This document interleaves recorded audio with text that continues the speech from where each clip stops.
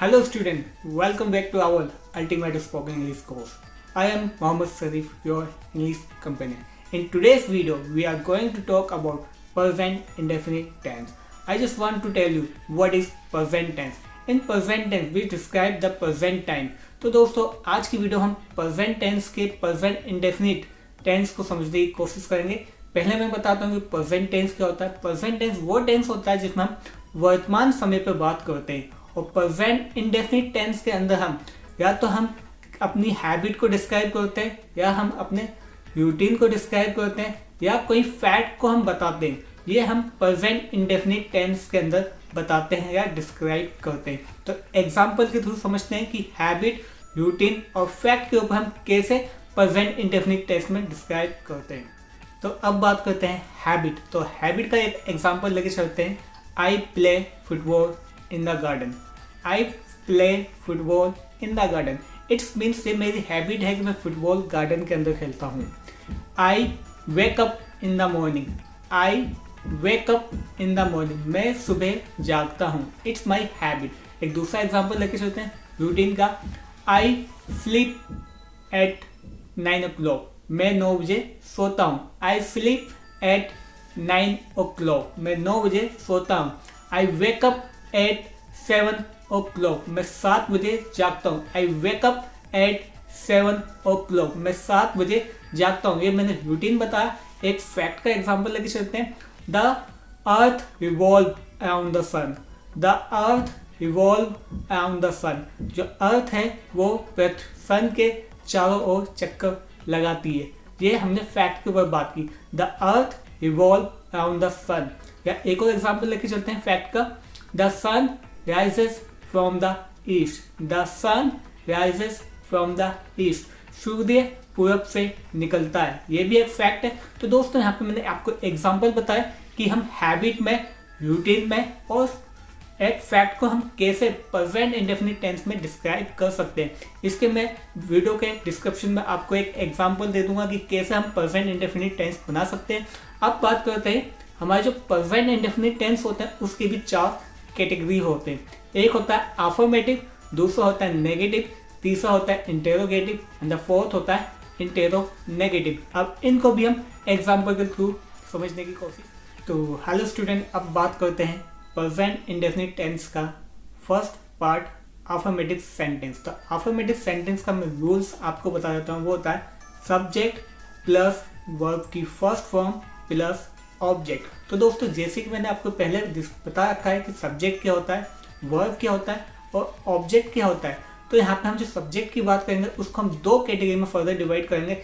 एक कैटेगरी 1 होगा, एक कैटेगरी 2 होगा। तो कैटेगरी 1 के अंदर जो सब्जेक्ट आएंगे वो होंगे आई, वी, यू, दे। और कैटेगरी 2 के अंदर जो सब्जेक्ट होंगे वो होंगे ही, सी, इट, दिस, या किसी भी व्यक्ति या किसी भी प्रोनाउन या नाउन का नेम जो होता है, नेम, जैसे प्रिया, सीता, गीता, मोहन, ये सब भी कैटेगरी 2 में आएंगे। तो मैंने बताया कि जो सब्जेक्ट होंगे उसको 2 कैटेगरी में डिवाइड करेंगे, category 1 and the category 2। Category 1 के अंदर आएगा I, we, you, they, and the category 2 के अंदर आ जाएगा ही, सी, इट, दिस, या किसी भी व्यक्ति का नाम।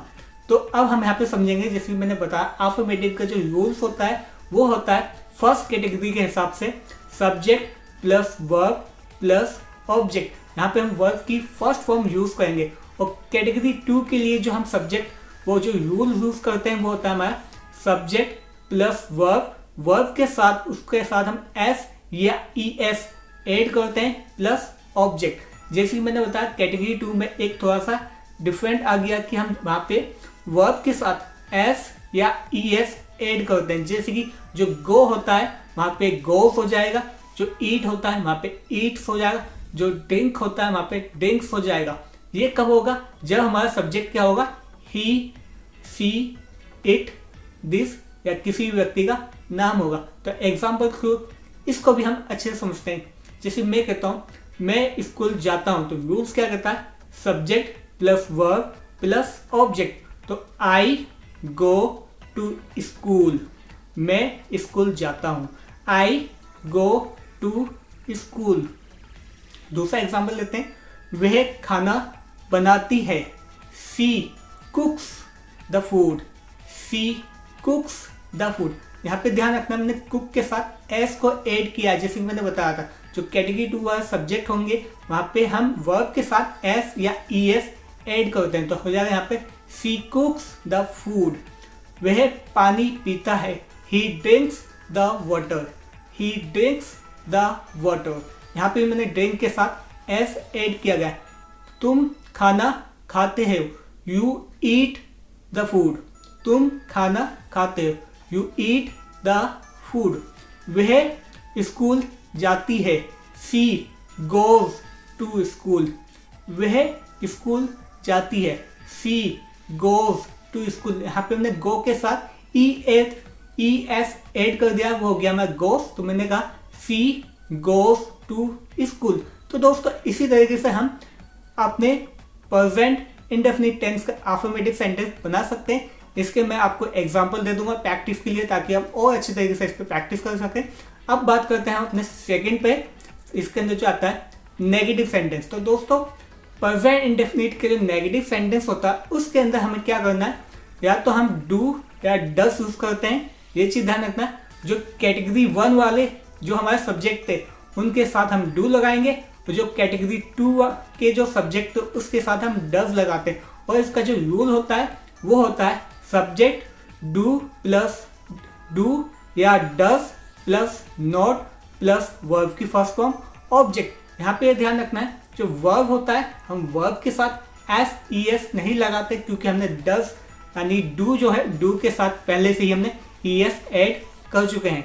तो जो रूल्स बनेगा इसका वही है, सब्जेक्ट डू और डज प्लस वर्ब की first form plus not plus object. जैसे कि तुम खाना नहीं खाते हो। यू डोंट ईट फूड या you don't eat the food. तुम स्कूल नहीं जाते हो। You don't go to school. वह खाना नहीं पकाती है। She does not cook the food. वह खाना नहीं पकाती है। She does not cook the food. इसी तरीके से अब बात करेंगे हम इंटरोगेटिव सेंटेंस। तो स्टूडेंट अब हम आ चुके हैं हम अपने प्रेजेंट इंडेफिनिट टेंस के इंटरोगेटिव सेंटेंस पे। तो इंटरोगेटिव सेंटेंस का जो रूल होता है वो मैं आपको पहले बता देता हूँ। डू या does plus subject plus verb की फर्स्ट फॉर्म प्लस ऑब्जेक्ट। यहाँ पे चेंजेस क्या होगा, जो डू और डज होता है वो हम सबसे पहले यूज करते हैं, या फिर जो भी हमारी WH की फैमिली होगी उसको भी हम उससे भी डू या डज से भी पहले स्टार्ट करते हैं। तो एक फॉर्मूला ये होगा कि WH के जितने भी वर्ड होते हैं वो सबसे पहले आएंगे, फिर उसके बाद डू या डज आएगा, फिर उसके बाद सब्जेक्ट आएगा, फिर उसके बाद वर्ब आएगा, फिर उसके बाद ऑब्जेक्ट आएगा, और लास्ट में हम इसके क्वेश्चन मार्क लगाते हैं जब देखते हुए हम बात करते हैं। तो एक इसका भी एग्जाम्पल लेते हैं। क्या तुम पानी पीते हो? Do you drink water? क्या तुम पानी पीते हो? Do you drink water? क्या तुम स्कूल जाते हो? Do you go to school? क्या तुम स्कूल जाते हो? Do you go to school? जैसे कि मैंने आपको बता दिया है, कैटेगरी 1 सब्जेक्ट है, कैटेगरी 2 सब्जेक्ट है। कैटेगरी 1 के साथ डू लगाते हैं, कैटेगरी 2 के साथ हम डज लगाते हैं। क्या वह गाना गाती है? Does she sing a song? क्या वह गाना गाती है? Does she sing a song? क्या वह स्कूल जाती है? क्या वह स्कूल जाती है? Does she go to school? क्या वह स्कूल जाती है? Does she go to school? क्या वह पानी पीता है? Does he drink water? क्या वह पानी पीता है? Does he drink water? इसी तरीके से अब बात करते हैं हम इंटरोगेटिव नेगेटिव सेंटेंस में। तो दोस्तों इंटरोगेटिव नेगेटिव सेंटेंस के अंदर क्या करना है, बस सिंपल सा छोटा सा चेंज करना है। वहाँ पे हम do does plus subject, subject के बाद हमें नॉट लगा देना है, फिर वर्ब की फर्स्ट फॉर्म आएगी, फिर ऑब्जेक्ट आएगा। अगर WH फॉर्म का वर्ड कोई बीच में है तो उसको हम सबसे आगे लिखते हैं, डू डज से आगे। ठीक है, जैसे कि वो कहाँ जाता है? Where does he go? वे कहाँ जाता है? Where does he go? तो मैंने तुम क्या खाना खाते हो? What do you eat? तुम क्या खाना खाते हो? What do you eat? इसी का नेगेटिव लेके चलते हैं। वे कहाँ नहीं जाता है? Where does he not go? वह कहाँ नहीं जाता है? Where does he not go? वह, या फिर तुम क्या खाना खाते हो? तुम क्या खाना खाते हो? What do you eat? तुम क्या खाना नहीं खाते, what do you not eat food, what do you not eat food. तो दोस्तों यहाँ पे क्या होता है, एक क्योंकि ये थोड़ा टिपिकल टॉपिक है तो मैं क्या करूँगा, इसको आपको रिटर्न में भी मैं इसके आपको नोट्स दे दूंगा ताकि आप अच्छे तरीके से इसकी प्रैक्टिस कर सकें। अच्छे तरीके से मैं रूल्स का फॉर्मेट बना के दे दूंगा ताकि आप रूल्स को भी याद कर सकें और उनकी प्रैक्टिस भी कर सकें। तो दोस्तों आज की वीडियो हमने सीखा कि प्रेजेंट इंडेफिनिट टेंस होते क्या है, उसकी कितनी कैटेगरीज होती है और उनके सेंटेंस का फॉर्मेशन किस तरीके से करते हैं। फिर से मैं एक बार बता देता हूँ, जो हमारा प्रेजेंट इंडेफिनिट टेंस होता है उसके अंदर या तो हम रूटीन या हैबिट या फैक्ट को बताते हैं और इसके 4 कैटेगरी होती हैं, अफर्मेटिव, नेगेटिव, इंटेरोगेटिव, इंटेरोनेगेटिव। जैसे कि एग्जांपल लेके बात करते हैं, मैं स्कूल जाता हूँ, ये है हमारा affirmative, I go to school. मैं स्कूल नहीं जाता हूँ, I do not go to school. क्या तुम स्कूल जाते हो, do you go to school.